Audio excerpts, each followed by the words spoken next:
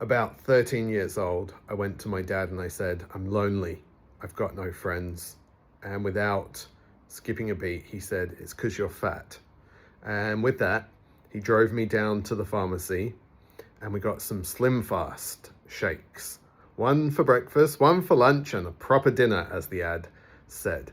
And the amount of intense shame I felt now, not just about having no friends, but also about being too fat and needing to be on these shakes. And this is a great example of something that just came up with one of my clients, which is of carried shame. When somebody can't hold their own shame, they need other people to carry it for them. And children are often absolutely perfect places and beings to have carry your shame for you.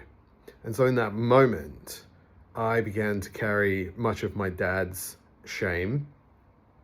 And a few years back, I was able to go back into that memory and intervene in it as my adult self. And I screamed at my dad with my arm around my younger self and told him what for.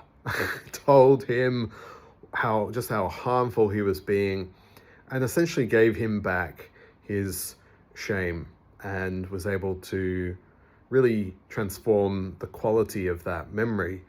And that memory was acting as a reference point for a bigger story of why I'm myself bad.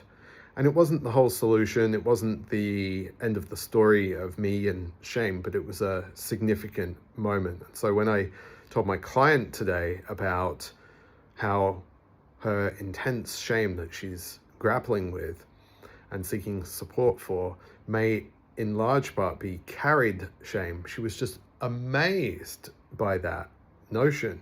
And it was very revealing for her and made so much sense that one of her parents couldn't carry her own shame and she was the perfect person to carry it for her.